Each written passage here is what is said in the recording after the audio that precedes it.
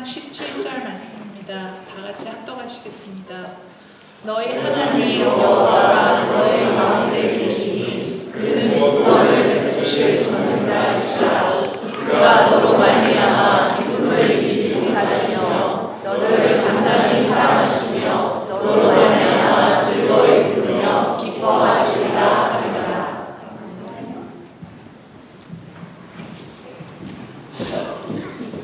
자, 오늘은 이 정도로 사랑하실 줄이야 라는 제목을 가지고 말씀을 나누겠습니다. 오늘은 제1교회가 세워진 지 24년째 되는 주간입니다. 지난 24년간 제1교회를 지켜주신 하나님께 다시 한번 감사를 올려드립니다.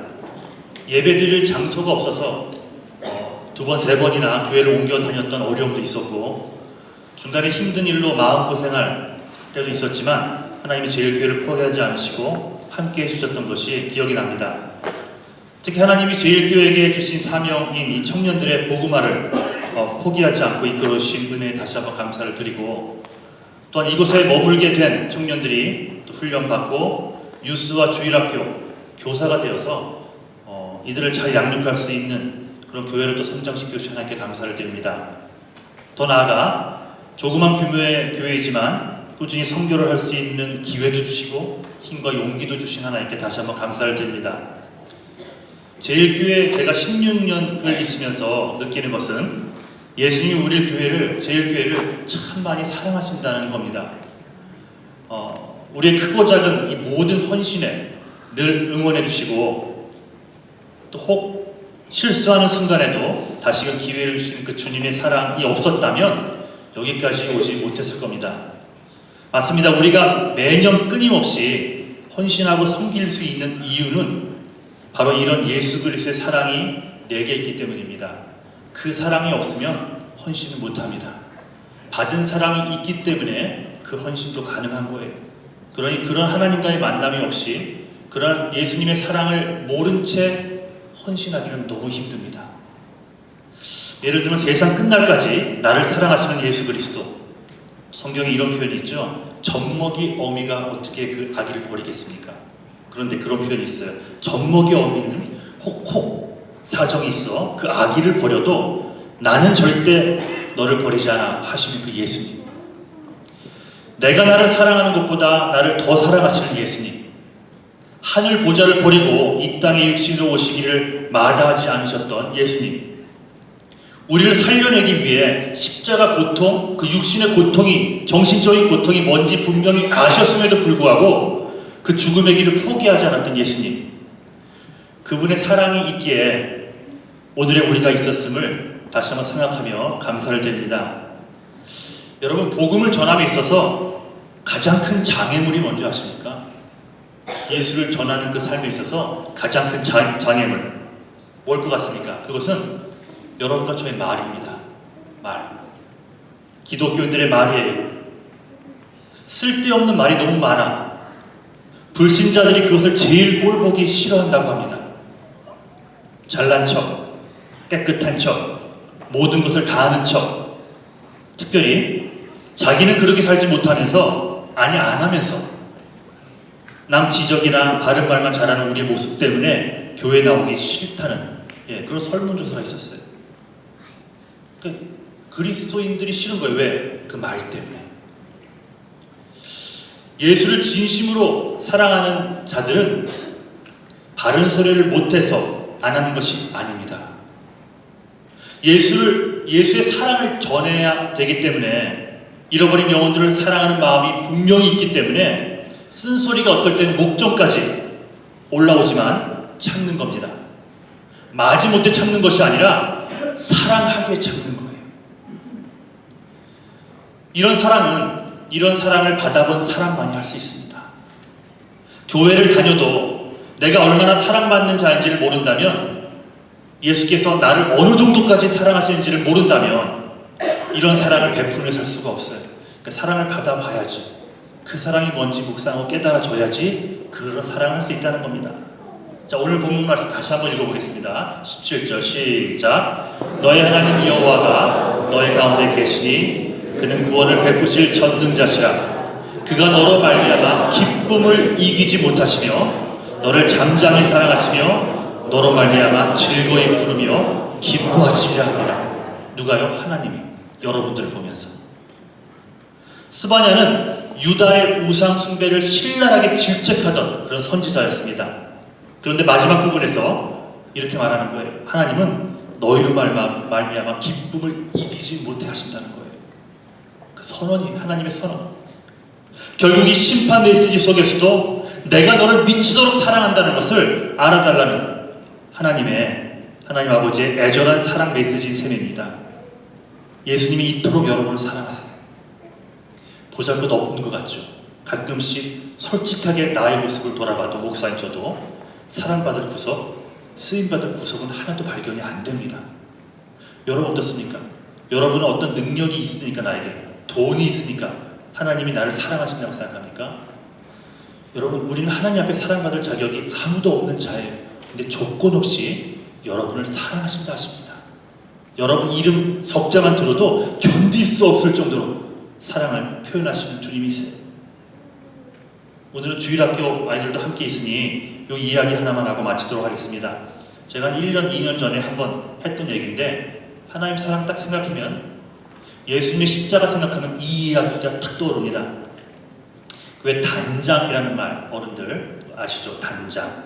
끊을 단자에 창자장. 그래서 창자가 끊어진다는 뜻이에요. 단장.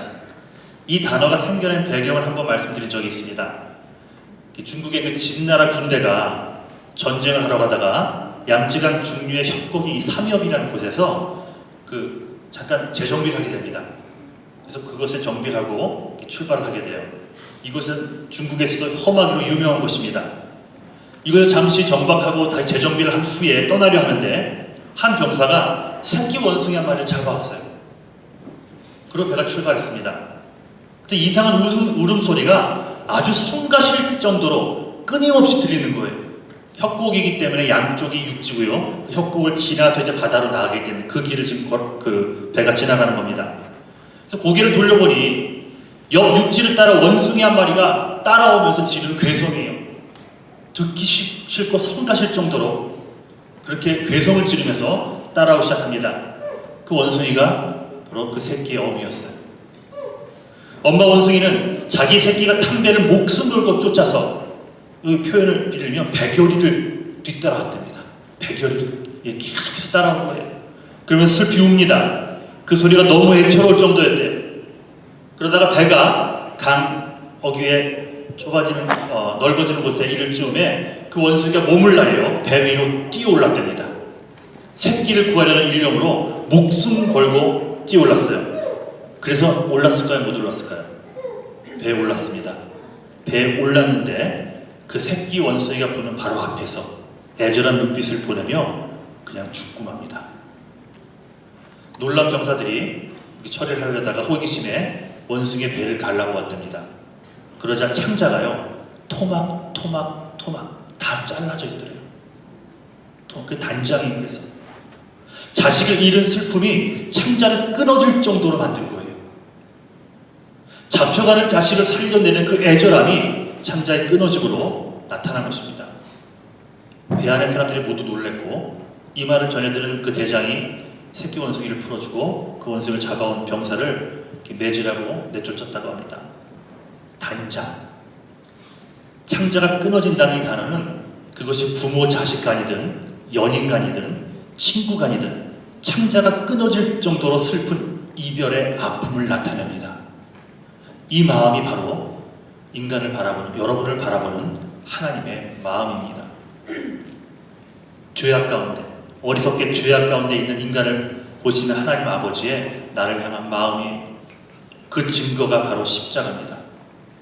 죄악으로 죽어가는 인간을 바라보는 아버지의 마음이 끊어질 정도로, 창자가 끊어질 정도로 아프셨고, 그런 인간들을 살려내기 위해 그 아픔이, 그 죽음이 무엇인지 알았음에도 불구하고 독생자 예수를 대신 그 길을 걸어가게 십자가 죽음에 내오신 그 하나님의 마음이 이랬을 것이라는 겁니다. 즉 여러분은 창자가 끊어져 아플 정도로 우리를 눈물겹게 사랑하시는 하나님을 아버지로 둔 자들입니다. 이런 마음이, 이런 깨달음이 없다면 헌신이라는 것은 불가능합니다. 힘들어요. 헌신이 힘듭니다. 아파요. 또 어떨 땐 누구도 알아주지 않고 어떨 땐 하는데도 오해를 받게 되는 순간이 오면 정말 미칠 정도로 힘듭니다. 그런데도 불구하고 이 일을 지속할 수 있는 이유, 그저 예수의 사랑 하나 전하기 위해서 할 수 있는 우리들의 모습이 혹시 있다면 그것은 하나님이 나를 얼마나 사랑하시는지를 깨닫기 때문에 가능한 거예요. 이처럼 말로 표현할 수 없을 정도로 하나님의 사랑을 받는 자들이 바로 여러분들입니다. 부족한 내가 이 정도까지 사랑받는 존재구나. 나의 약함과 상관없이 이렇게 내가 큰 사랑을 받고 있구나. 이것을 아는 자들은 이렇게 사랑을 할 수 있습니다. 감히 창조주 하나님이 죄 많고 허물 많은 나를 기쁨을 이기지 못할 정도로 사랑하시는구나 라는 사실을 깨닫게 된다면 나도 그 사랑을 이웃에게, 특별히 예수를 믿지 않는 자들에게 전하며 살 수 있는 것입니다. 지금 우리는 창립 24주년 우리 감사예배로 하나님께 드리고 있습니다. 24년 동안 흔들릴 만한 일들도 있었지만 그 사명을 잃지 않고 헌신하며 지내올 수 있었던 힘이 바로 여기에 있습니다. 감출 수 없을 정도로 나를 기뻐하시며 사랑하시는 예수 그리스도에게 있음을 기억하며 또 다음 한 해 우리가 예배를 드릴 때는 하나님께 더 많은 영광을 돌리고 더 기뻐하며 특별히 주변에 예수 믿지 않는 사람들이 더 많이 이 전을 치렀으면 좋겠습니다. 오늘 말씀을 정리합니다. 여러분이 무엇을 하든지 말든지 할 수 있든지 없든지 하나님은 여러분을 사랑하십니다. 아멘. 아멘. 여러분 이 땅에 여러분 한 명만 지구에 있다고 생각해 보세요. 여러분 한 명만 이 땅에 있다고 하더라도 그렇다면 예수님께서 오실까요? 김원석 제네시오, 이 라체스 떨어진 저기 시골에 사는 김원석, 이름도 잘 몰랐죠? 김원석 한 명만 이 땅에 살아도, 아니 원석이라고 하지 말자, 한솔이 저기 더 멀리, 제네시오보다 더 멀리 살고 있는, 이 지도상에 찾아봐도 어딘지도 모를 정도의 그 도시 마을에 사는 우리 한솔이 한 명만 이 땅에 있어도 예수님 오셨을까요? 오셨다는 거예요. 나 하나만 이 땅에 살고 있어도 하나님은 나 하나를 살리기 위해서 독생자 예수를 이 땅에 보내셨을 겁니다. 여러분 그런 사랑을 받는 자들이에요. 그 잊지 마십시오. 그래서 앞으로 어느 교회에 있든지 헌신 좀 해주세요 이런 차원이 아니에요. 너무나 그 감격을 알기에, 그 사랑을 알기에 내가 일어나서 헌신의 자리로 나아가는 겁니다.